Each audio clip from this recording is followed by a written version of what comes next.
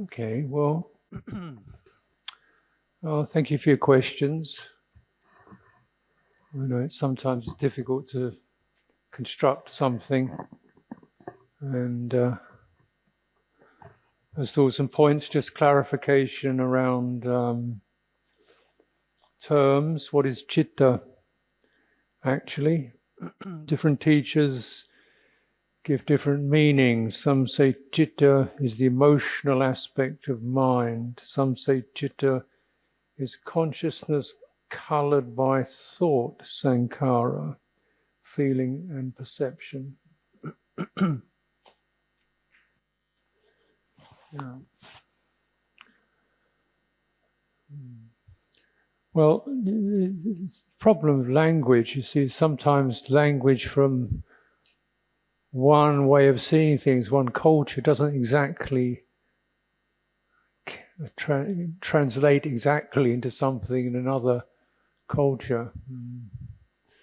But if we look, chitta is very commonly used in the suttas, very common, and it's mostly translated as mind. But the problem is you have another word, manos, which is also translated as mind. And manas is the abbreviation for called mano vijnana, which is mind consciousness. And the way that it's used, mano is used, is there are various, the mano vijnana, mind consciousness, is always moving here and there with thoughts. You know? And mano can stop. And the Buddha says, when mano stops, it stops presenting ideas, concepts, stops presenting things, then there's the experience of the chitta is peaceful. So the chitta is never, it doesn't stop. Sometimes it's referred to as disappearing because there's nothing in it. Chitta is mostly to do not so much with, so if we look at mano, is really the mind turning outwards to define the world around it. That's him, that's her. That's, so it's always referring to things outside. Yeah? You realize these are mano, the opening line of the Dhammapada. All dhammas originate from mind. Is mano is the chief of all dhammas. So because it's the creator of objects. Right? So right now if you think, my father, what happens? Bok. Right? Something jumps into your mind, you get a picture of a face or a memory or something. That was your mano just operated. Your manas, it creates an object. Yeah? And we can think of Thursday. Oh. There's no such thing as Thursday. It's not written in the sky, the trees don't know anything about it. It's purely mentally created. So it deals with the world outside. Chitta is referring to not the objective world outside, but the subjective world, what's happening for me. I feel happy. I feel excited. It's to deal with internal phenomena, subjective feeling. Yeah. And this is always shifting and changing. Yeah.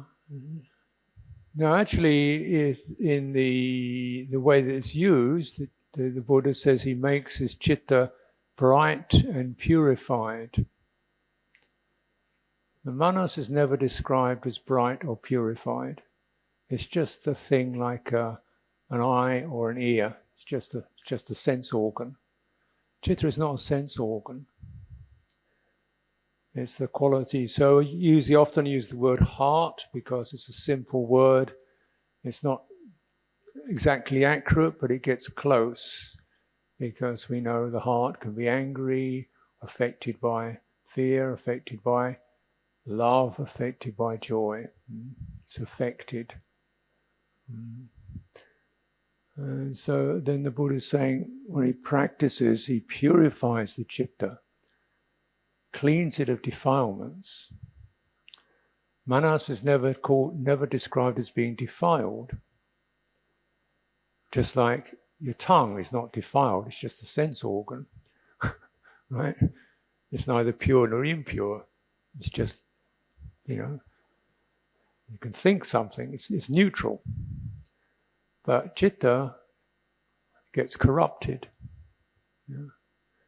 When it's corrupted, it produces certain sankharas. Sankharas are called mental or heart formations. So these are impulses, such as the impulse, some of them are wholesome, the impulse to do good. I want to do good. The impulse to do bad. There's some action. And chitta is the source of action. The source of action begins with chitta. Chitta is affected by feeling, and then it responds. Okay? How is it affected by feeling? Because there's a link between the mano and the chitta. So the chitta cannot see, it cannot hear, it cannot touch. It's internal. So manos scans the senses. Right? Oh, it's a pineapple. Pineapple. So it forms this concept, pineapple. It drops it into the chitta. Chitta goes, oh, pineapple.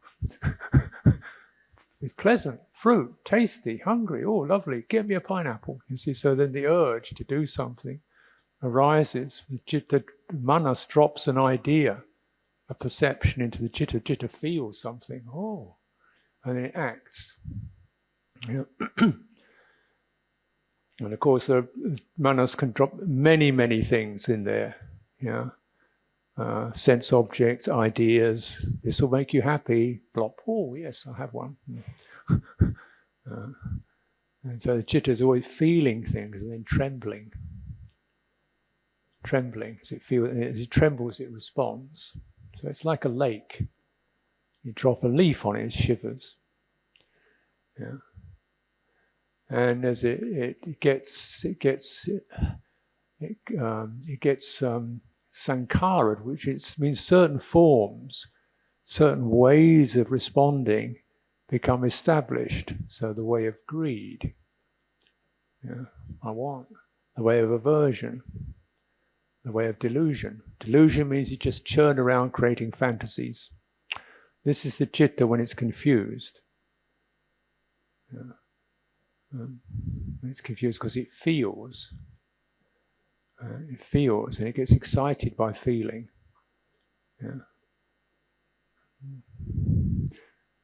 So this is also, but then also, this is where wisdom arises, because the chitta, rather like a lake, it's a good lake, you can see certain qualities of a lake. When you drop anything on it, it shivers. The other aspect of a lake is you can look at it and it reflects. Right? You can see your face in it. So chitta does both that. It reflects and it shivers. And with some wisdom you begin to, because it's naturally reflective, it naturally reflects. It also has a sense in which it begins to get the sense of all this agitation eventually just goes nowhere useful. It just stirs up and down and it settles. It stirs up and down. This isn't going anywhere useful. Right? So it's got this basic wisdom there. It knows something. It's got a basic knowing. And then it begins to sense maybe this reflective capacity, which it doesn't feel anything, it just reflects like the surface of a lake. maybe this is important. Because then it can notice the ripples. And it notices also, if it doesn't ripple, you get a much clearer perception. If it gets more still, you can see things much more clearly. And that means you don't get the misguided confusion of careless impulses that then create problems for the chitta. It gets lost in its own turmoil and it hurts. So it has to, after a while, it churning around, getting hurt by its own ripples. It says, just let's stop. Enough of this. And how does it? So it has to turn towards its own reflection capacity. This is where wisdom grows. Yeah. Now that turning, naturally, is not easy. But then because chitta experiences feeling, the Buddha said, yeah, there's feeling. You can have a pineapple, that feels like that. What about the act of generosity? How does that feel? Oh, yeah, that's really nice. Yeah, that's really nice. Yeah. And you don't get the bad effect, do you? You know, you get addicted to pineapples, you get bored with them, or you fight over them. But this is actually a steadier feeling. Oh, I think I'll go for that. And then what does it feel like when you have good friends? Oh, that's really good. I'll do that. What makes good friends? Well, if you're reliable, trustworthy, honest, harmless, do that then. Okay. Then it gets another kind of pleasure, which is the pleasure of Dhamma. Right? And the pleasure of Dhamma is higher because you don't get any bad effects. You don't get any negative effects. And you get the quality of the feeling is much steadier. And you can live in it. Whereas every other sense object just flies through, that's it. Gone. And it's just shaking. But so you start to tune in to a better source of feeling. And the feeling of Dhamma, as you practice it, allows the reflective capacity to become more prominent. You start, what does friendship mean? Yes, you study, then you get wise. Yeah, and you begin to notice all these ripples of feeling. You just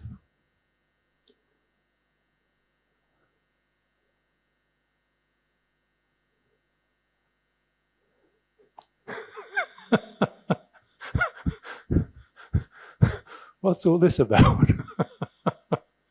So it gradually becomes, it sort of begins to lose interest in feeling, because feeling just moves through. And the most important thing you recognize is that, the feeling associated with goodwill and generosity is good, but even better is where it takes you to. The feeling's just like the sweet covering, but where does it take you to? It takes you to a place where you feel upright. Chitta feels calm, assured. It's no longer addicted. It's stable. So the kind of feeling that it's not the quality of pleasure, which is, there is a pleasure there, but when the chitta follows that quality, it takes it to a good state, right? Where it's not hungry, where it has no regret, where it's not agitated. So it's more steady. Yeah? And the Buddha says, well, then you follow that trajectory. Because the chitta is associated with feeling. Some feeling takes you to bad places, right? But not all feeling is bad. Some feeling takes you to places that are very short-term benefit and maybe some bad side effects. Some kind of feeling takes you to a good place. Follow that. When you get to that good place, you're thinking, that's fine. I don't need any more. Yeah? So it becomes quieter. And this is the process of purification. You see?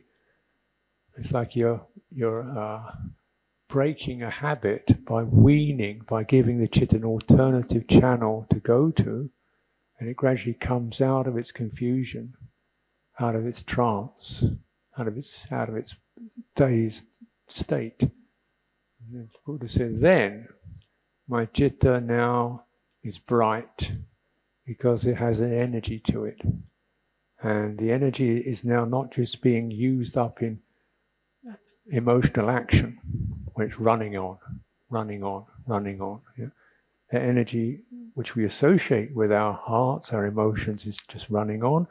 Now, when that is not running on, the energy is there, but now it's collected, and it's bright, and it's steady. This is now, the chitta is now powerful.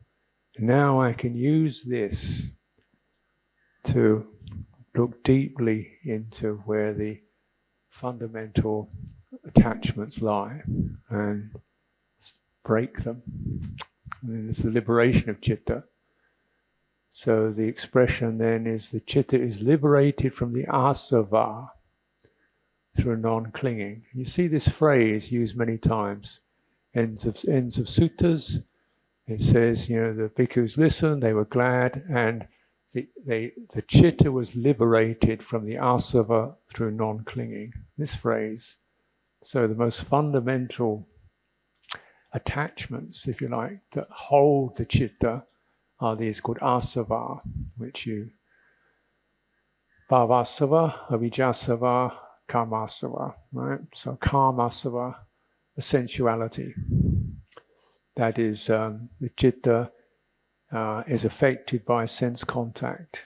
It seeks pleasure, pain, so it's fascinated by sense objects because it gets the food of feeling from it. Yeah. So much so, that for an untrained person, the idea of letting go of sense contact is just, this must be some kind of hell. Because what are you going to do? Sight, sounds, touches, what are you supposed to do? You're some kind of dummy? No. The quality of not having this sense objects constantly poking your mind is a relief. Right? So that's a feeling, but the feeling's not exciting. The feeling's like, what a relief. Not constantly something poking. Pleasant, this, here's a sound, here's a sight, here's a taste. Shut up. So it's very peaceful. So this is the first one, asava, that we can work with, because we do notice, sight, sounds, touches, flavors, a little bit, and then you think, but that happens every day, and it doesn't go anywhere, You have another taste, that was nice, but then it's gone. And you've got to do it again tomorrow. There's no end to it. And we don't want pain, but the pleasure of sense contact isn't that great. And one doesn't realize that actually there's a kind of happiness that comes when the mind is not engaged. It's the happiness of the chitta freed. Like someone coming out of jail. Someone coming and say it's someone comes out of sickness. They just free from that. The asava. When that asava is present, then a human being is always driven. The next thing to touch, taste, see, listen to. Next thing. Even thinking. And so this begins to free. The second asava, bhavasava, is to do with identity. So you see that it's the forming an identity. And this is so deeply established that it's difficult to understand what it would be like to not have that. But you do realize identity is painful. Do you know that?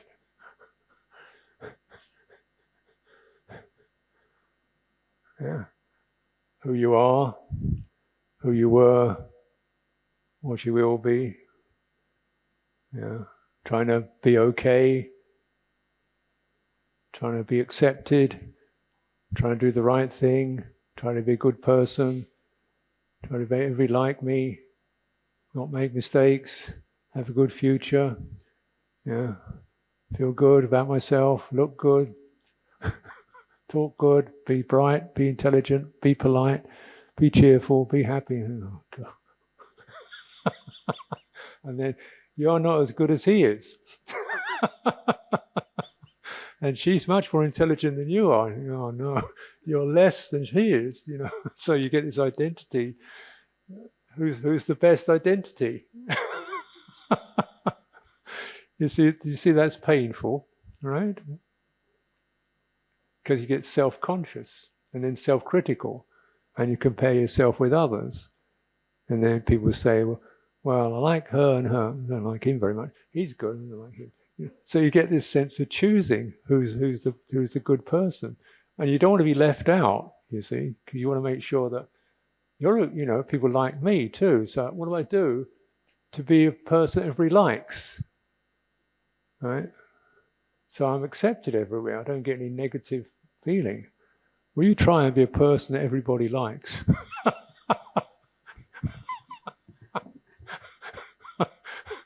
Yeah. But it's difficult to, so identity is uncomfortable. And if you think about yourself, right, you think about yourself. Do you ever think about yourself? Ajahn Sumedho said, the quickest way to get depressed is to think about yourself. Because you think, well, this isn't so good, and I guess I'm okay. What's the point? Right? And then identity is always needs support, needs to feel good, need to feel I'm successful or something, And so, but then you realize identity, what is it?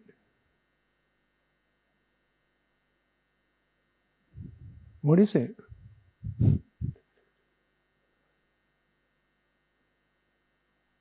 And so you say something like a body.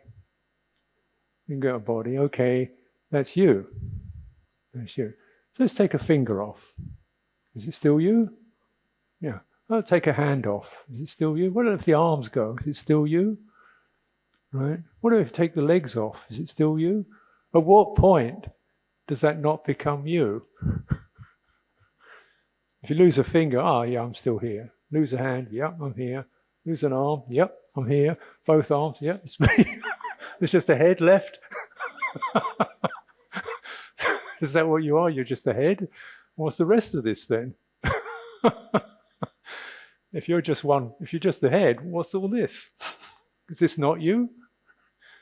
Is it you or not you? Right? Is this hand, is this you or is it not you? So it's me. Well, if you lose it, have you gone? No. So it's not you, is it? If it's not you, what is it? Whose is it if it's not yours? It's just a hand, right? It's just the body, right? Does it have to belong to somebody? It's just the body, right? Yeah. So who lives in this? Whose is it? Right? Right? So, okay, body's not. What about the mind? Okay, thinking mind, right? When did you start? When you were 9 months old, what kind of thoughts did you have? Thoughts? Aga. Right. Was that you? Was that you? Right. And after you went to school, you had all kinds of other thoughts, didn't you? And when you went to university, you had more thoughts, different kinds of thoughts. They change. So you're not the thinker, are you? Because that can all change. Right? So what are you then? Emotions? Not really. Because they come and go. Are you a happy person or an angry person? Well, I'm happy, but sometimes I get annoyed. Sometimes I get anxious. Well, which one are you? You're the anxious one or the happy one? No. You see, you can't. So this identity thing is really just a fiction. And then what it's based upon is some kind of grip.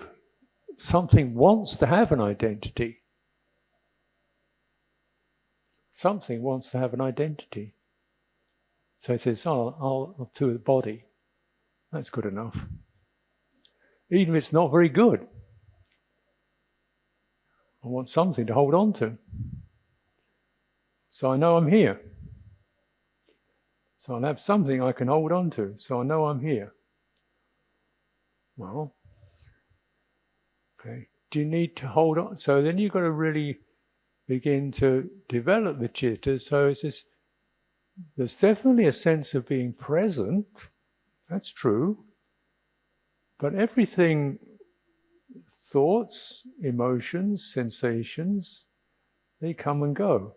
There's presence. There's certainly presence, but you don't need an identity for that. You don't need an identity to walk, do you? You need a body, but you don't need to be a person when you walk. Is that true?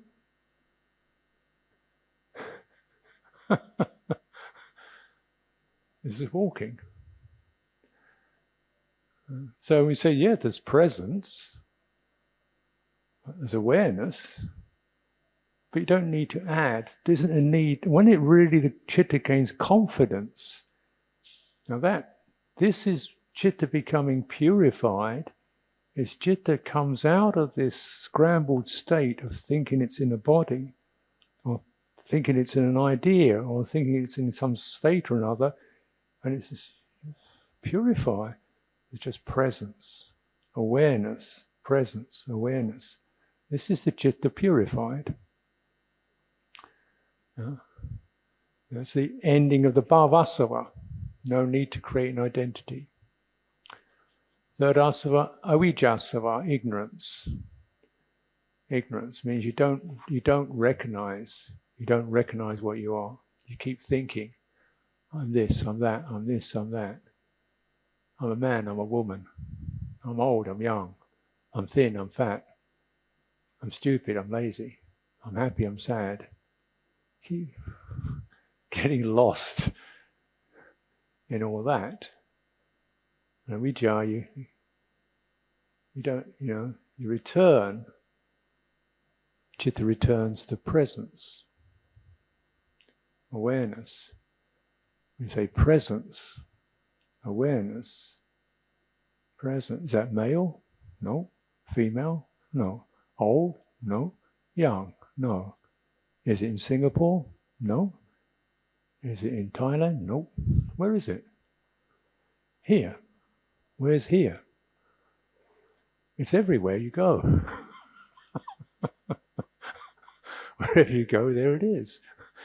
And you keep looking out and thinking, I'm in this place or that place, or I'm in this. And that's an illusion. That's the illusion of consciousness, you see. So we say, this word is difficult to translate because you can see that what I've been talking about. It starts off as something like heart, and as it purifies, it becomes something more like awareness. So it moves. Now, you can also use awareness for consciousness, but a consciousness is awareness associated with an object. Like I'm aware of a sound. That's auditory consciousness. So that then chitta receives what consciousness throws into it. Right? So mind consciousness throws things into the chitta, and the chitta believes it. So the expression is, with the ceasing of consciousness is the liberation of chitta. So consciousness is described as that which can cease. It means it stops doing this, throwing things into the chitta. And of course, when we refer to what throws things into chitta, it's the mind consciousness. The eyes don't do it. The ears don't do it. It's the mind that does it, throws things into the chitta. It's a constant action. Now that can stop. It doesn't mean you're not awake or aware. It just means you've stopped throwing things into the chitta. The stopping of consciousnness, ceasing of that action, the purification of the chitta, the liberation from the asava. Yeah. And this is a very important stream of understanding in Buddha Dhamma, because this way we begin to avoid the two wrong extremes. One extreme is annihilationism. Nothing exists. Everything's wiped out. Liberation means you complete wipe out, no awareness, nothing. Yeah? That's one extreme. Another extreme is we arrive at some wonderful state. We become some wonderful state of being. That's another extreme. Yeah? And in the middle way, presence, awareness. You say, what's that? What's that? Now you're trying to think about it, aren't you? You can't do that. You can only be it. Awareness is never an object. It's nothing you can see. You understand? Awareness is never an object. It's never an object, so you can't see it, but you can be it.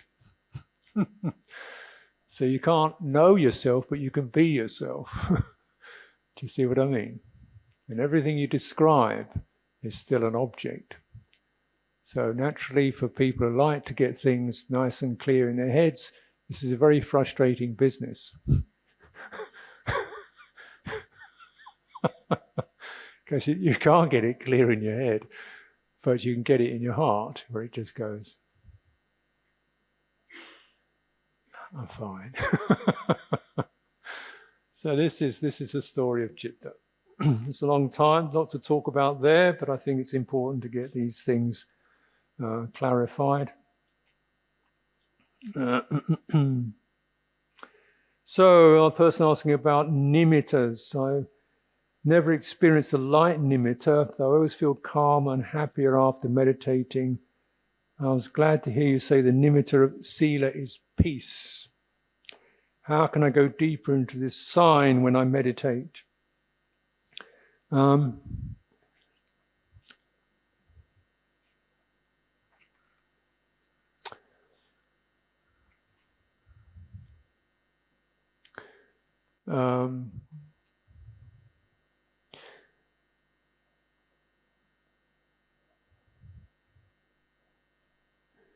So your recollection, you see, you keep returning to that sign. It may change. So, for example, we might, when we hear Dhamma, we might feel a little bit uplifted. Oh, that's interesting. That's a sign. It's not a very powerful one, but you feel something happen, you feel brighter. Okay, you do it again. Go into it. And you use your chitta to really absorb the felt experience of it.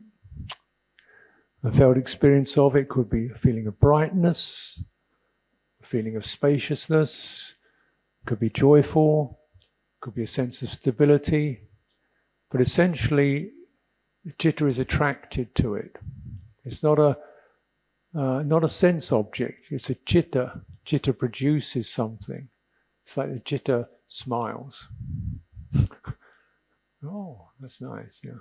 So then you keep returning to that sense of, it felt like. Yeah. So this term nimitta is used in a variety of ways. The Buddha says it's also a defining characteristic. That which really gives you the heart impression, the heart impression of something.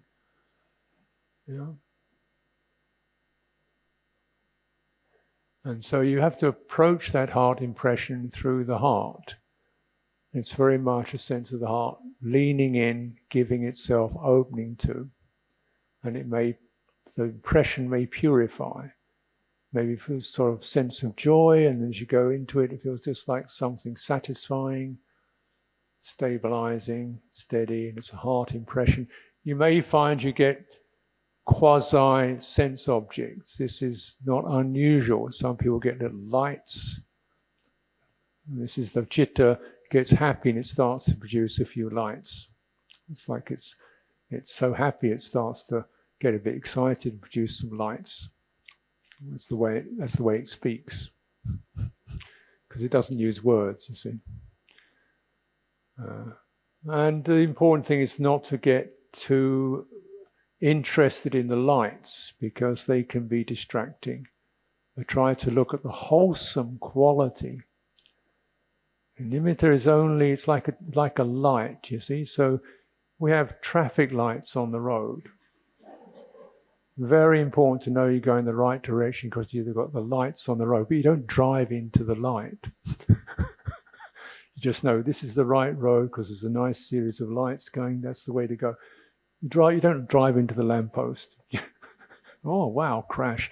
No, you just say, this is the right way, you're doing wholesome things, keep doing the wholesome thing. Much more useful. Stream entry and stream fruition. And how can one speed up the process of being a sotapanna? Get into that stream.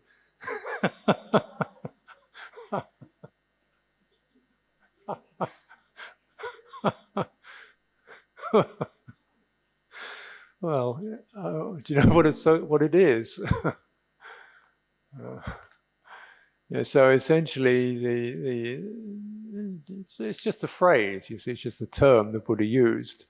And the more important thing is to know, not to know what it is. It's what is released, what is let go of.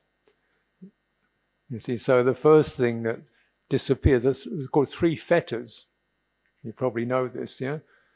Sakaya Ditti,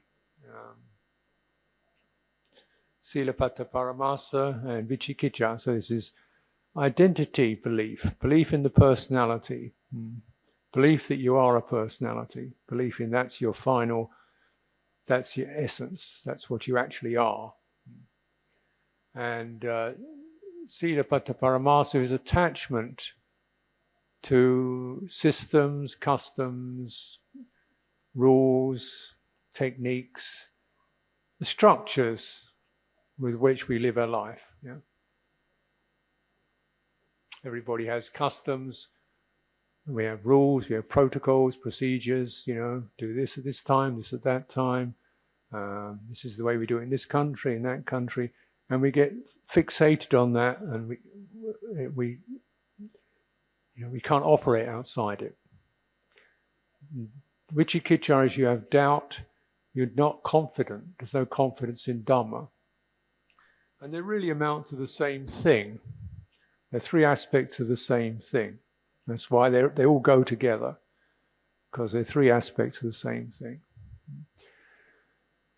Personality is very much a social construction.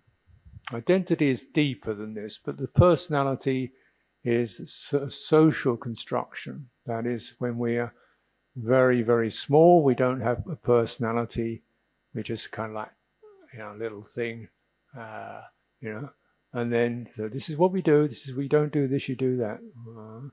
Do this and don't do that. And gradually, okay, I do this and don't do that. So you get shaped by family and then by social customs. Yeah, they're shaped.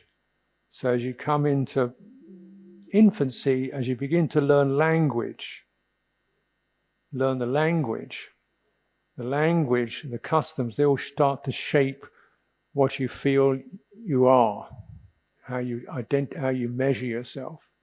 And it's very much associated with ideas, customs, thoughts. What is polite, what's impolite, we get sort of fixated on that. And that can go quite deep. People get, for example, get dogmatic religious beliefs. This is this, and everything else is wrong. This is the one and only truth. This is the way to salvation. So you see, in where religion depends very much on the words, on a particular interpretation of words, you get orthodox and heretical, and you get fighting.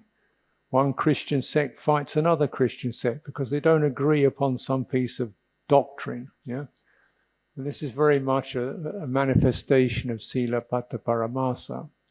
We attach to the words, and we can end up fighting over the meaning of peace. Yeah, and this is kind of, when you step outside, you think it's really strange how, teachings of religious, love all beings, love all brothers and sisters, and then apart from you, bam, bam, bam.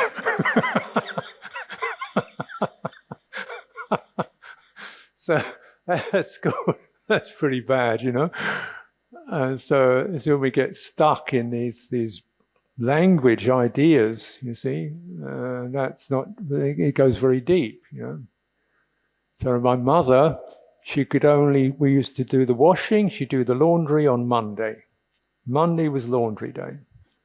Tuesday she'd do the ironing. And Friday she'd do all the shopping. She could not do shopping on a Monday because Monday was washing day. Tuesday was ironing day. I know where I am, because when I know where I am, I do this and that, I know where I'm going. So that it helps to hold the personality together, because they get a sense of how things are done. But it's still, you see, the whole chitta is then just associated with a very superficial level of experience, right? So imagine, say my mother, she thinks this washing day is Monday. Washing day is Monday. I say, hey, Mum, it's not Monday, it's Tuesday. Oh, no.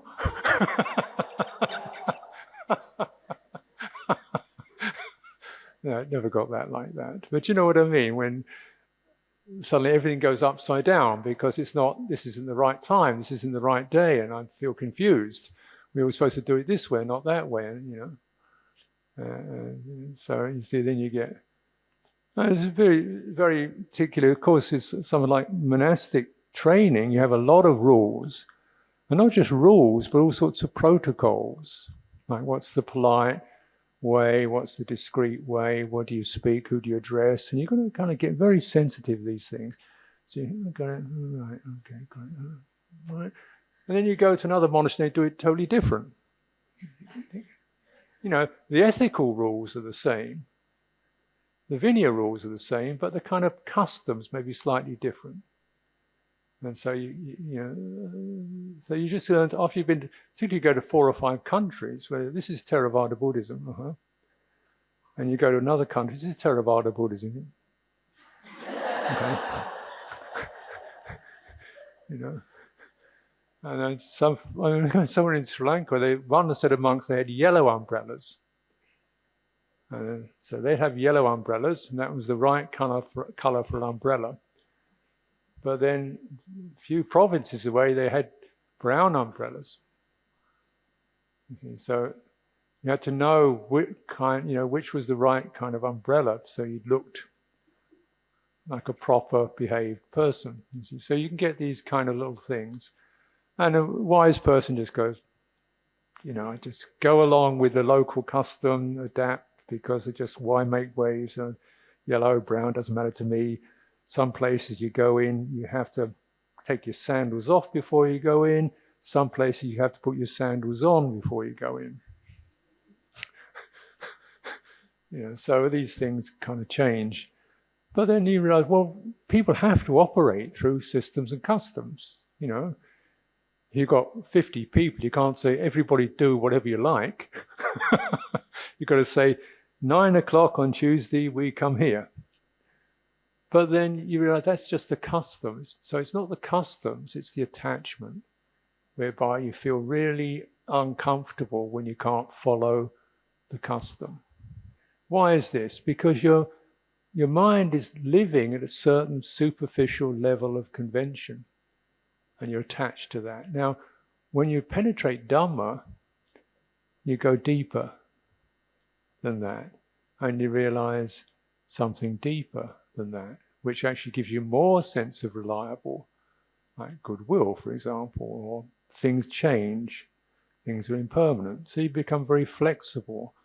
You're not particularly attached to do it this way or that way. It's all whatever feels harmonious, that's comfortable. So then we've actually begun to release some of these grips of attachment.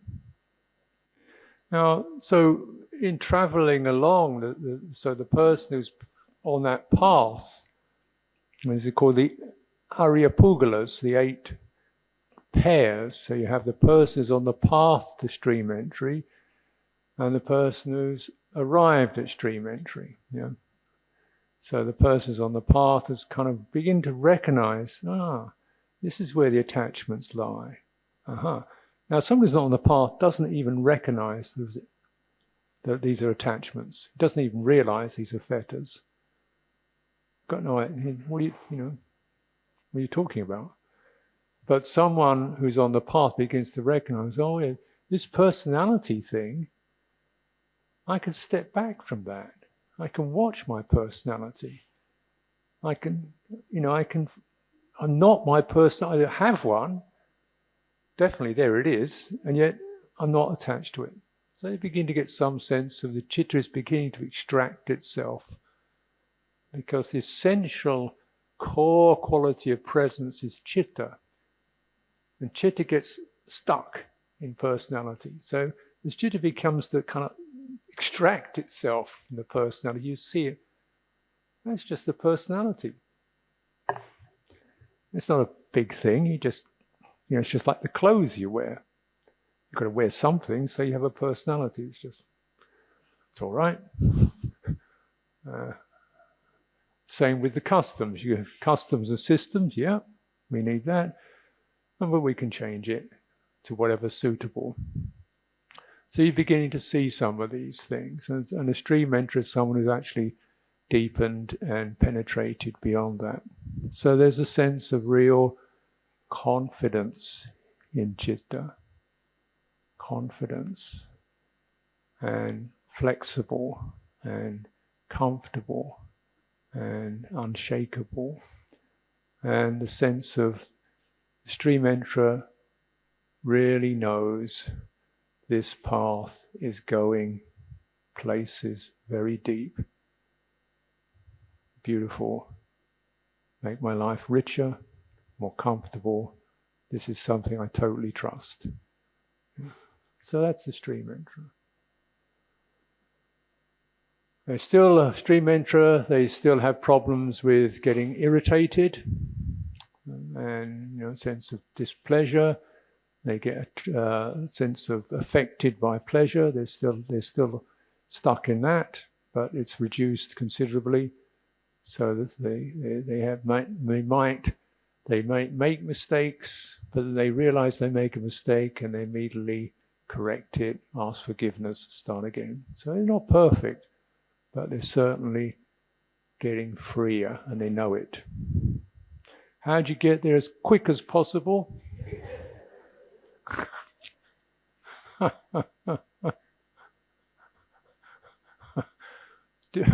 Well, Eightfold Path, I'd recommend it. And so it's eightfold because you just can't do it just by sitting still all the time. You've got to move around, because when you move around, different aspects of your attachments come to light. You see, so we want to notice where our attachments are. So, nobody's bothering me, I'm fine, I'm really almost an arahant by now. But then when things start happening, I'm no longer an arahant. And I can blame everybody else, saying she's too noisy, he's a nuisance, but actually it's my ill will that's the problem. So you say you want to be actually someone, you receive the engagements that kind of push your buttons. So it's really living life properly, fully, and noticing where you get affected, where your chitta gets affected, and then how you can deal with whatever it is, whoever it is you're looking at, right? She may not be very pleasant, but I don't have to have the ill will, right? She's like that.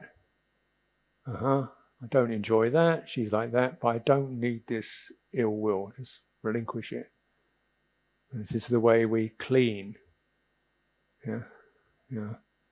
She may have made a mistake, but me getting angry with her doesn't help anything. Stop doing that. Because all the time you're messing yourself up. Blaming, criticizing others, blaming yourself is totally useless and just creates more problems. So you begin relinquish these habits, fascination and ill will, attachment to who you are, become an open person, flexible, and enjoy the Dhamma. And that's the super fast track.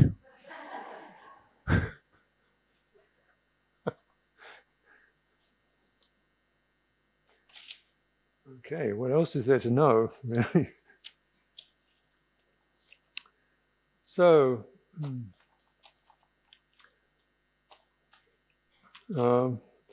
practice mindfulness in daily life.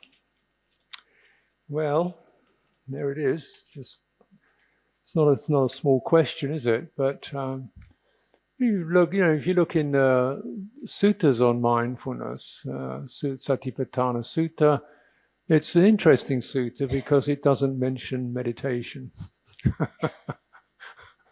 It doesn't. It says when you're walking, sitting, bathing, eating, chewing, digesting food, lying down, be mindful.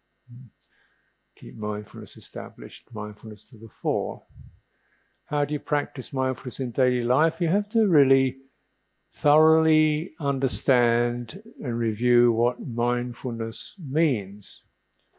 And we have systems and techniques to promote mindfulness or to give mindfulness a particular topic to focus on. So we might be mindful of breathing. Right? Okay. But breathing is not mindfulness. Breathing is something we can apply mindfulness to. Yeah. And so you think, okay, then what do you do when it's not a particular object? Like, well, then you're mindful of chitta. Right? So this is understanding chitta is then very important. Yes, when we walk around, we go from this place to the street to that street, or we just walk to the car, or we walk to the bus or whatever. We try to be mindful walking, which means when we're walking, we just set the body walking and we rub out the idea of going anywhere. Just let the body carry us. Because you don't need to have an idea of where you're going. You know where you're going. You just point in that direction, just keep going. You're mindful. You know you're going to work. So that's there, and I just keep mindfulness of the body. You don't get a sense of agitation and pressure. Yeah. So when I was having a tudong, and I had a map with me, and I was walking in England, I had a pack of stuff, and on the map, I look at the map and think, okay, it's maybe 10 miles to get there, 10 miles to get there. And immediately I do that, I start suffering. Because I've got to get to this town, which is 10 miles away. I put the map down and start walking, stop suffering. Because you don't get there any faster by having a map. It's good to have a map, but you want to, stop thinking about getting there, because your body has to walk on the ground, not on the map. So this is sati. You see, sati, mindfulness, is bearing something in mind. And that needs support. None of the factors of the Eightfold Path stand up on their own. They all contribute. And mindfulness has various friends and relatives that contribute. And one of the most important friends of mindfulness is right view, which is consider or bear in mind how things affect your heart, whether they bring up skillful states or unskillful states. Bear that in mind. So you're constantly aware of, if I follow this attitude, does this bring skillful states into my heart or unskillful states? Keep that sense of supervision. The right view is a tremendous basis for mindfulness. Yeah. Now, you have another very supportive quality called proper attention.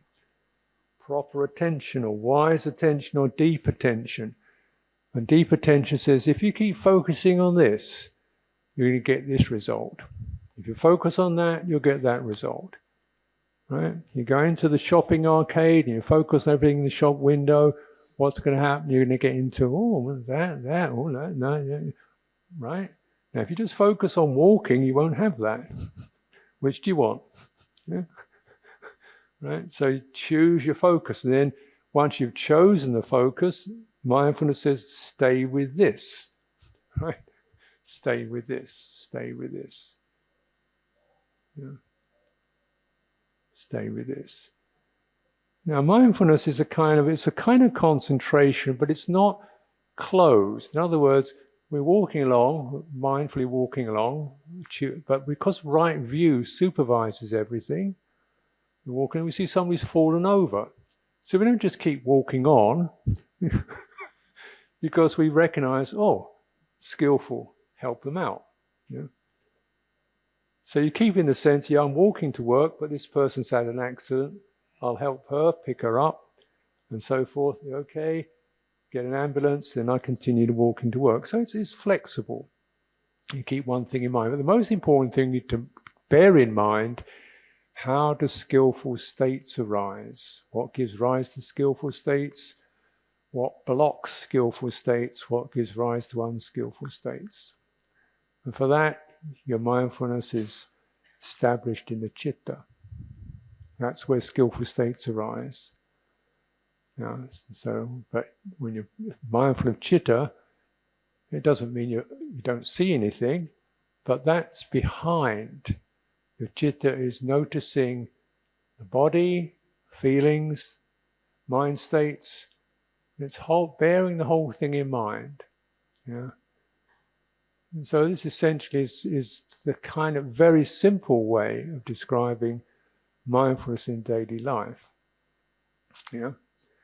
But as you see, daily life is quite a complex matter. You have relationships with other people, mindfulness of relationship, which means respect. This is another person. It's not me, it's another person. She has her ways, I have my ways. Mine's no better than hers necessarily. She's no better than mine. How are we going to work together? Because we want harmony. Right? We want to be able to work together. So relationship means respect, so we can arrive at harmony. Which means sometimes I say, okay, I'll do it your way. Or she says, I'll do it your way. Or we find out something.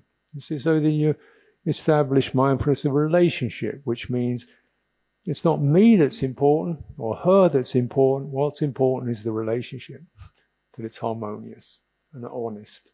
Then we can work together. So that's an example of that, you see. Then you're looking at mindfulness of your work. What are you working for? You bear it in mind. You're working so that you can get the 4 requisites together to keep you alive, but you realize that's not enough. What really keeps you alive is respect, happiness, confidence, good mind states. That's what keeps you alive. Otherwise, you're just a functioning robot. Right? So you're mindful. So you think, okay, I do need this, but I don't need a lot. I just need enough. So it helps to moderate your work. And you recognize at a certain point, I'm getting too stressed or too overwhelmed. I need to relax a little bit. Yeah. So this of course is a very, this is a whole area in which mindfulness covers all the other factors of the Eightfold Path: livelihood, effort, right view, sustaining right sammasankappa, which means we cultivate the intentions, resolves towards harmlessness, non-violence, compassion, and simplicity of living. Yeah, sammasankappa. So you're mindful of that, right? Means you bear that in mind. And these are all, because these are not in conflict, they all fit together very, very easily. So you can take any one of them, and that will fit everything else. The Eightfold Path, everything fits together. So you just have different ways of explaining it, but essentially it all fits together. But the essential thing that is most important is right view, because this is constantly saying you have a choice. Look for where does the skillful states arise? Where is it possible in this situation? Where does unskillful states begin, and how do I avoid that? And that's your guide, basic guide. Okay, well, thank you for the questions. I hope some of these answers have been useful for you. And there are a few others, but I mean, I don't know how much time you want to give.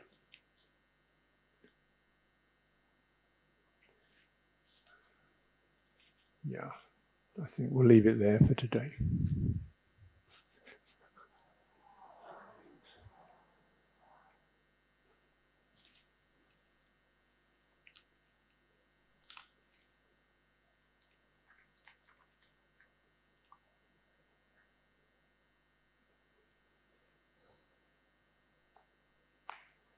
So let's take a little breather, take a deep breath in and out, and we can be in silence, taking in some of the things that have been said or you've experienced today. Yeah. So we don't want to keep adding too many more things. You've got plenty there to chew over. And so anything in the day that you remember or seems significant, why is it important for you? Look for the sign. What inspired? What gave you a sense of awe? Where do skillful states arise? Time to recollect and establish it. Be clear about that. So feel free to stretch your legs for a minute or two, as you like, and then we'll sit quietly for the next 15 minutes or so.